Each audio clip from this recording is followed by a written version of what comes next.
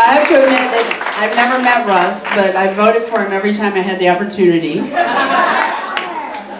The first time he ran for the Senate, I actually lived in North Carolina and was working to unseat Jesse Helms.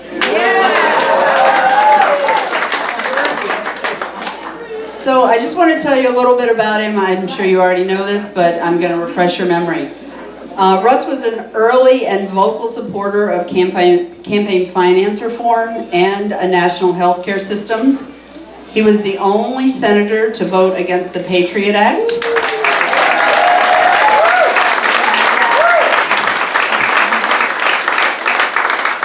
He also opposed NAFTA.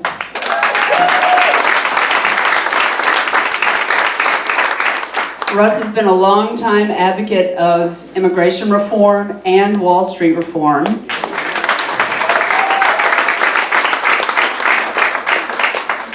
Very short story, my parents were longtime Common Cause people in North Carolina. And from North Carolina, Russ was their hero because he had, with John McCain, the McCain-Feingold bill to reform campaign financing, and that was something that my parents had worked their whole lives on. He also opposed the war in Iraq and introduced a bill to censure President Bush for illegal wiretapping. And in 2011, out of office, he was awarded the Freedom Medal from the Roosevelt Institute. We are so happy to welcome Russ Feingold to the Oregon Area Progressives Community Open Mic.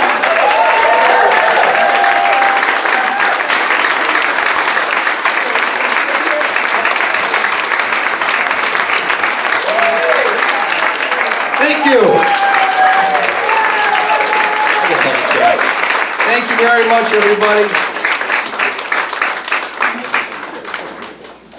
Well, what a tremendous gathering of progressives. I see people even came up all the way from Janesville. My buddies, the Kinnemans, are here. Hi, Ted. Good to see you. You know, I am actually old enough to remember. How have you been? It's good to see you, old buddies. I am old enough to remember when there wasn't an interstate between Madison and Janesville. So we used to come this way. And I've always known Oregon my whole life. It's a great town. And of course my problem is when you go to the state of Oregon, they get really mad if you pronounce it Oregon. And I say, look, the first Oregon I knew was right here. So thank you. This is a very exciting year. And to see a crowd like this is inspiring. I know you've really organized down here in a way that we have to do to have the kind of future we want, but I want you to know that as I go to all 72 counties, which I did last year and which I've almost completed doing again this year, this kind of enthusiasm is everywhere in the state of Wisconsin. Everywhere.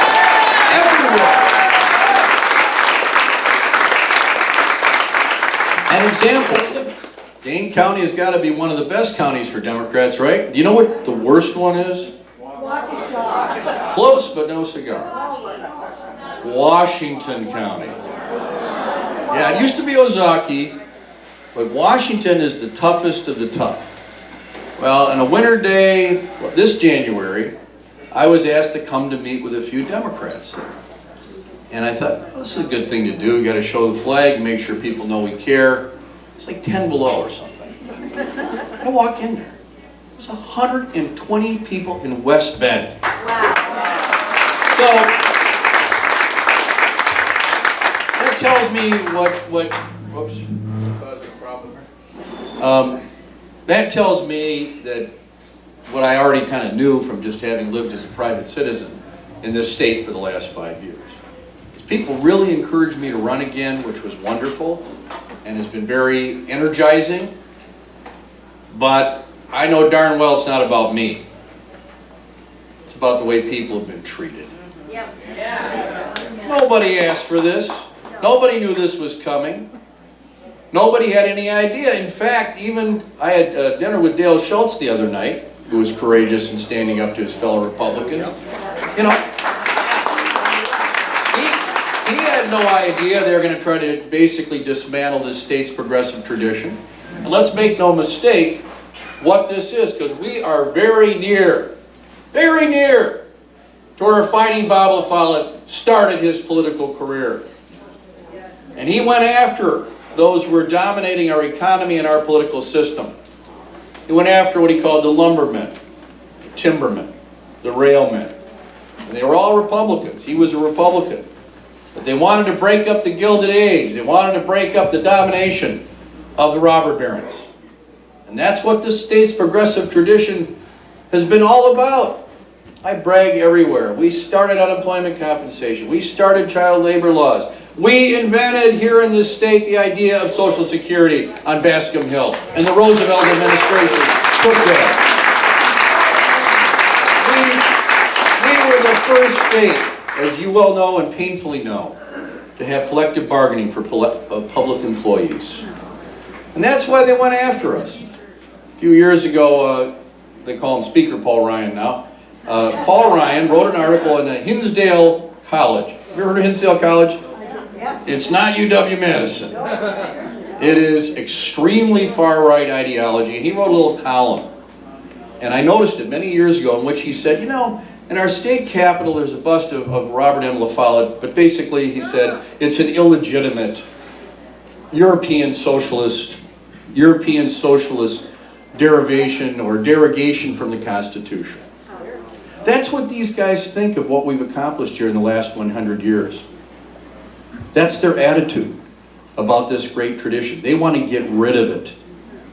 My family came to Janesville 100 years ago next year. Wow. And my father flunked kindergarten twice. He wasn't a dumb kid. He was a good kid, smart kid. All he knew was Yiddish. And they had a lousy Yiddish to English program in Janesville. But they became enamored of this great progressive tradition. My father always had a picture of Phil La Follette because my dad was a page at the Capitol. They were progressives. And the thought that the Koch brothers decided that they would dismantle this state's traditions first is what is so galling. We had no notice. They didn't campaign on it. And you know what they did. They went to town. They went to town on collective bargaining. They went to town on environmental laws. They repealed our campaign finance laws. They removed 100 years of civil service laws. And, of course, they cut $250 million out of our great University of Wisconsin system, which is causing devastation all over the state. I went to about 15 campuses already. I went to UW-Platteville the other day. Young man, so I said, how you doing? How's it going here? It's going well, but I came here to do engineering and political science, but I can't do the political science because the teachers are gone. You know, it's all over the place, not to mention the enormous shocks to the system for Madison and Milwaukee. So we know who did this. People who were enabled by a ridiculous Supreme Court decision in Citizens United. And the Koch brothers have taken advantage of this.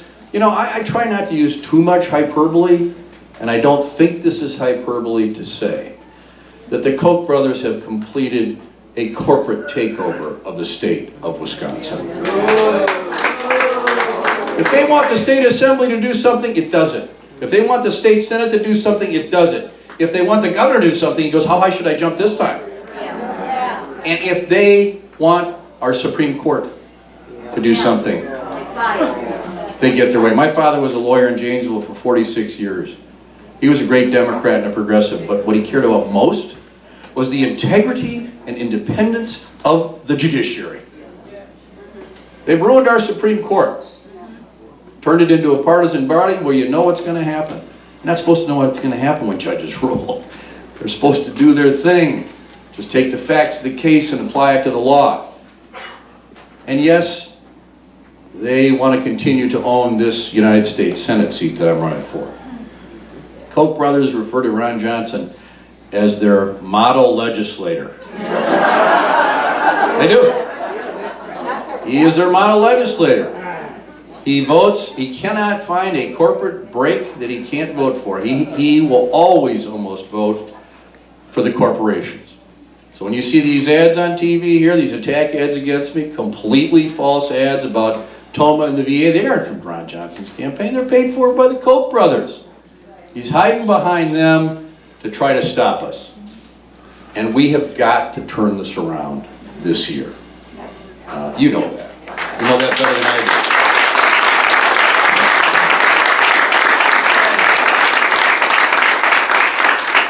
I hope people will think about it is, first of all, think about if we don't do it, we know who the Republican nominee is now. I mean, it's just such an outrageous thought. I mean, Paul Ryan even had a moment of what I'd like to call Janesville common sense yesterday. Because he's from Janesville too. He hesitated to endorse Donald Trump. Of course, Ron Johnson's all in with him. So the downside here is phenomenally bad. But as Democrats and progressives in particular, sometimes I worry we're not always ready to win, to maximize the win. We have to do as well as we possibly can. Obviously, we have to carry the state for the Democratic nominee. That's automatic. If we don't win this Senate seat, if I don't become your senator, we're not going to get a majority in the United States Senate. There's no question there. We have an opportunity to win House seats in this state, in particular in the Green Bay area, and we have got to elect as many Democrat state assembly and state senator members as possible so that we can stop them from doing this awful reapportionment, redistricting thing that they did in the past. So we've got to do all of that. And if we do, then we have got to keep the momentum going to 2018, where we have to make more progress in the legislative houses, and not only must we, but we will elect a Democrat governor in 2018 and begin to repair the damage that has been done to the progressive tradition of the state of Wisconsin. So, in addition to getting some of these things turned around, we then in 2020 will be in a position to prevent the manipulation of the political process of reapportionment and get it to be fair and appropriate for the future. So, let me just conclude by saying how strongly I know we all feel about the stakes in this election in terms of the United States Supreme Court. And this is, as you know, beyond significant. And it's not bad news. We're well positioned here to have, we already have one vacancy, there could be 3 more for the next president. We can change the face of this nation for a long time to come. If we're able to get a Democratic president and a Democratic majority in the Senate, we will have justices who actually will follow the law and not go out of their way to stop a president who's trying to solve the immigration problem. Who will not go out of their way to stop a president who's trying to come up with a good solution relating to making progress on climate change through the Clean Power Plan. Who will not further gut the Voting Rights Act, but will repair the Voting Rights Act. Who will make sure that this reapportionment scam stops. You know, back in the early 1960s in a couple of key Supreme Court cases, gerrymandering was struck down in terms of its racial impact in the South. That was a huge decision. But now there's all kinds of effort and litigation going on all over the country that I believe will lead the Supreme Court to call this game an unconstitutional denial of people's right to have their vote counted the same as everyone else's. So all of these things are at stake in the court, including the last one I'm going to mention. You won't be surprised to hear that I have a small interest in the subject of campaign finance reform.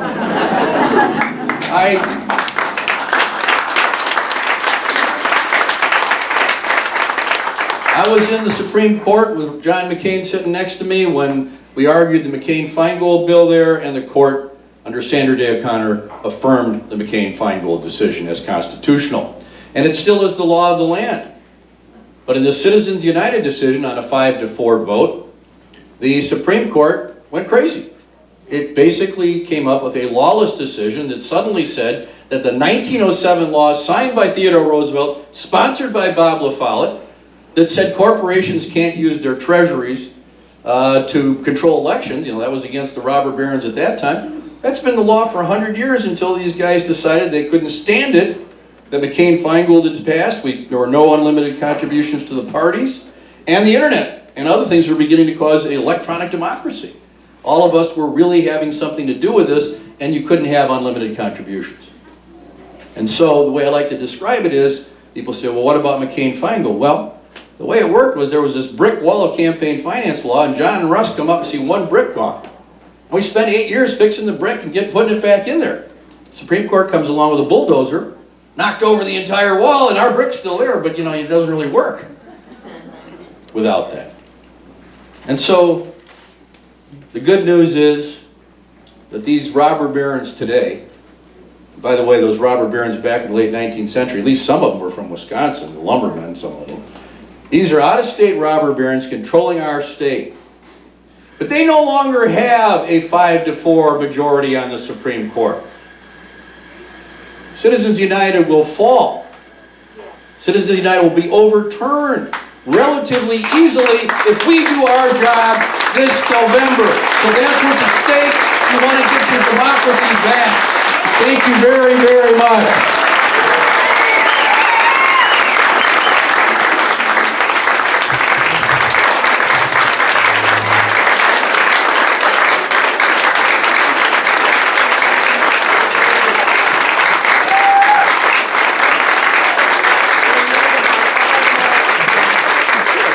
So we're just going to take maybe 10 questions. And I know many people would like to say lots of things to Russ, but we're going to ask you to make them questions. So Nancy will bring this around, and please make sure that you say your name, where you're from, and then ask your question. So we have Mike in the back, and then Marilyn over here. Who's Mike? Come closer, please. Meet me halfway. Hi Russ, my name's Mike Cox. One of the things that concerns me about Wisconsin is in the presidential years we tend to swing Democratic. The state is blue. How do we get these people to come out and vote in 2018 and in the off elections? How do we do that? That really is as we used to say, that really is, as we used to say, the $64,000 question. But let's be clear about the history of this. This wasn't always this way. If you looked at the history of, ever since we went to the 4-year gubernatorial term, about 1970, we used to have 2-year gubernatorial terms. Until Scott Walker, it was basically 50-50 as to how much time was Democratic governors and Republican. This phenomenon of the discrepancy in turnout did not occur until 2010. And obviously, I noticed. It happened after President Obama was elected. What has happened is the people on the right vote every single time. Now, it used to be that there was always a drop-off on both sides in the non-presidential year. But in Waukesha County, I think they have the highest turnout percentage of any county in the whole country. Now, we turned that around in the presidential years, but you hit on the real dilemma here. How do we somehow get people to realize that these gubernatorial and state elections are not more important than the presidential, but extremely important? Extremely important. Look at the impact on your lives, on our lives. So I think part of it relates to an unfortunate attitude about the president. I think in terms of the intensity on the other side. I think some of it on our side has to do, we've been through a rough economic time. And I think as the economic time improves, people are able to breathe a little bit and get more politically involved. And so I am hoping that we begin to turn this thing around in 2018. But the answer isn't to hope that the right-wingers will stop voting. The only answer is that we make sure that whatever momentum we have this year continues into 2018 and beyond. But that is the toughest nut to crack. If we don't do it, we're going to be very sorry. Here's the next question. Hi, Marilyn McDowell from Oregon. A lot of us down here would like to go outstate and work to get out the vote, work to canvass. What are the best, most likely areas where we could be of value? Well, don't take for granted this area. The attack ads are going against me in this area. They're going to try to do that, so let's make sure. But there are interesting places in the state, particularly the northwest part of the state, where you see campaigns can't buy Minneapolis TV. It's too expensive. And that's a very important area where a lot of well-to-do Minnesotans have come over to Hudson in that area. If people, it's beautiful, by the way, well worth the trip, fun to campaign there. But the door-to-door, person-to-person contact in the Northwest is particularly valuable because you can't get TV in there.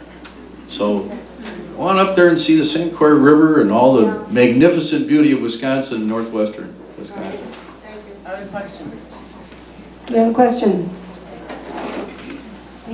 Meet me halfway.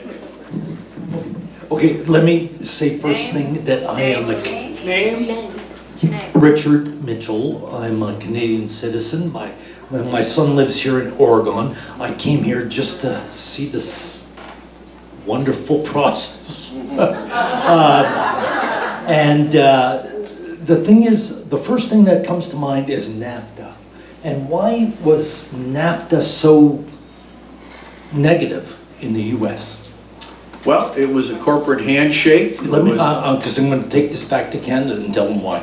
Well, it was a corporate handshake. It wasn't a bill that really was on the level agreement between the United States and Canada and Mexico. It was a special deal for the corporate interests that wanted to move the jobs to a cheaper wages down in Mexico in particular. And, you know, I voted against it, even though President Clinton wanted me to vote for it. And I oppose this TPP, even though President Obama wants me to vote for it, because they're bad deals for the workers in the state of Wisconsin. We lost 75,000 manufacturing jobs in this state. So Canada does not want TTP either. Every time. good. All right. Thank you. Here's the next question from Beth.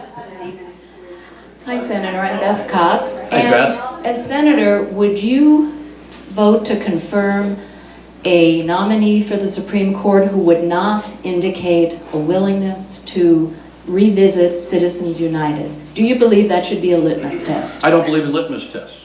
But? There's no but. However, I do believe that any competent legal mind will overturn that decision. I believe that anybody that Bernie Sanders or Hillary Clinton would appoint would overturn the decision because it's a lousy piece of law that never should have been in there. It's a corporate dream that should be repudiated. But I am not going to go down the road of corrupting the Supreme Court through litmus tests. I think it's unnecessary. Of course, the Republicans do that, and it's wrong. But we have to be people who stand up for an independent judiciary. But I'm very confident on this. Thank you. Here's the next question. Name and where you're from. My name is Sheila, and I'm a proud member of Oregon Area Progressives. What a great group, man. It's a wonderful group, thank you. Senator, you mentioned the Supreme Court several times. I wonder if you would comment on the constitutionality of what the Senate is now doing in refusing to hold a hearing on the president's nomination. And I wonder if someone who shouldn't be making some noises about that refusal isn't Justice John Roberts. You know, that's a fair comment. I don't know if there's such a thing, it's not a legal term, as absurdly unconstitutional. You know, last few years I've had the honor of trying to learn how to teach at the graduate law school level. I've done it at Marquette, Lawrence University, and at Stanford. And I invented a course that I've been teaching. It's called The Senate as a Legal Institution, which is sort of a constitutional law course about the Senate's role in the Constitution. Nobody's ever taught this course. They thought maybe I'd have a little background on it, so they could teach it. And one of the things we cover, of course, is the nomination process. And it's unambiguous. The president shall nominate, the Senate shall advise and consent. And that doesn't mean saying, hey, wait a minute, we're not going to flip the court. Let the people decide. No, that's not what it says. The Constitution also does not say the president has a 3-year term. It's a 4-year term.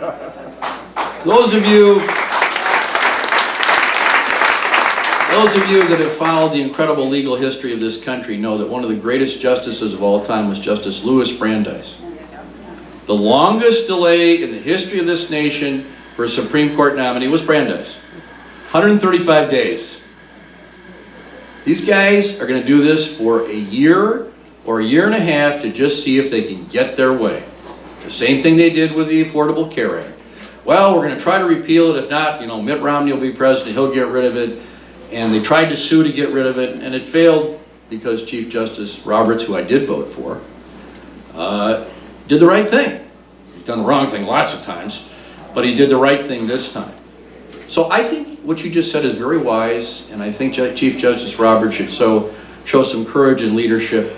He should demand, as a separate co-equal branch, that the Senate do its job. Ron Johnson refuses. He's going to meet with the nominee, but said, quote, but it won't make any difference. When I was in the Senate, I had a chance to vote for 2 Bush vacancies. I never questioned the president's right to fill those vacancies. He didn't even win one of the elections, really. And I didn't question that. And they questioned this president, who won overwhelmingly twice. This is outrageous. And we all know what's going to happen. If they get away with this, this is going to create a cycle where the court is going to be ruined as an institution. So there's only one alternative, is to win the election, and if they refuse to do it, to go forward. But I don't have any question in my mind. This is the opposite of what the founders of our country intended. What I teach in my courses, there were votes at the Constitutional Convention in Philadelphia to consider having the Senate make Supreme Court appointments. They debated it. They had votes. They rejected it. They chose this. And this is our fundamental law that should be respected.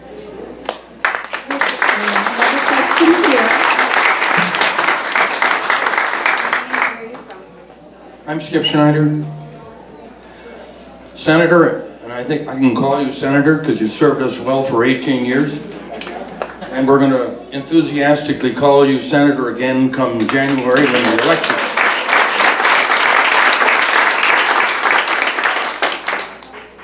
I'd like to do a 60-second editorial, but I'm going to cut it short. My question is this, Argus. Gun violence, I believe, is at a crisis stage that demands action. It cannot be ignored.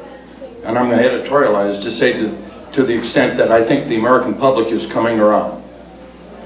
We can't take the advice of the NRA any longer. And I think most Americans, most Wisconsinites, most gun owners, most members of the NRA would support a thing like universal background checks. So that's my question. When you're in the Senate, will you support universal background checks? And maybe you have some other ideas that we could implement. Thank you. Of course I would, and it's not only because apparently even 80% of Republicans agree with it. But let me be clear, because I don't want to talk one way in front of one crowd and one way in front of another. I've always believed in the constitutional right to bear arms. In fact, I wrote my senior honors thesis at Madison on it because the professor said all the other provisions of the Constitution were incorporated by the 14th Amendment, but this one's for the government. I said, no, it's not. That's not what the Bill of Rights was about. It was about the right of people to keep and bear arms. It had a lot to do with the spirit of protecting the ability of militias to stand up to the U.S. government if necessary. But I think it also involves that people have a right to have law-abiding use of firearms. I'm from right around here. I never went hunting, but a lot of the friends of my family, they did. And I believe that's their right. And so we have to make it very clear that our goal here is not to take away legitimate use of guns. But that doesn't mean that you can't do sensible things. There needs to be a common sense compromise here that protects people. I got a call from my daughter today in Montgomery County in Maryland. Dad, we're okay, there's a shooting at the mall. We were gonna go over there in a few minutes. It's endless. So I try to vote for things that make sense, and I think the background checks makes total sense. I think the waiting period makes sense, despite the Homer Simpson episode where he went in to get a gun and he was told that he had to wait 5 days. And Homer said, but I'm angry now. Come on. And so, even though I take this view, which I believe is consistent with the Constitution, I want to assure you, I have always earned an F from the NRA.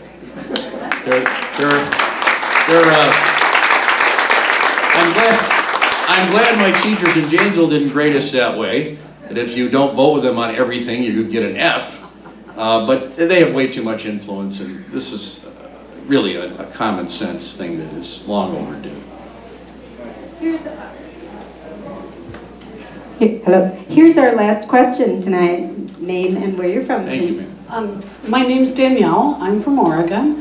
My question is, I have just seen a recent ad against you, heinous. What are your team's thoughts on how you will address this? Because I don't think this is something you can just leave. I think it really has to be addressed, and I don't know what spectacular way you can come up with to address it, but it's a concern. Absolutely, we will not leave it unaddressed. In fact, go home and turn on your TV, and you will see our response ad, which was up in 24 hours. But let me tell you just how awful and outrageous this is. The Koch brothers are paying for this ad. Everyone admits, Ron Johnson knows because he heard the person say directly, we never got anything on this, nothing. 2009, the union had intended to send some memos over to my office, Senator Cole's office, Representative Kine's office, Representative Obie's office, and they all say it was never delivered.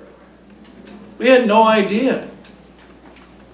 The revelations on this didn't come out till 2011, when this guy in the ad actually sent emails to Ron Johnson. And they ignored it for years, and this poor guy died in 2014. So it's completely made up. There is no proof. And we believe through a series of things that you will see in the next few days, that's going to be unmasked. It's going to be unmasked in a dramatic way because it is utterly false. Senator Johnson is using his position as chairman of the Homeland Security Committee to exploit the death of a veteran to try to save his political neck. Is there anything more shameful? That's what he's doing. I guarantee it. And so hang in there, turn on your TV. We are responding to this, and I think in the end it's going to explode in their face. It's an outrage. Obviously, it's a terrible thing to see. But thank you very much. I'm so thrilled about this group. Thank you so much.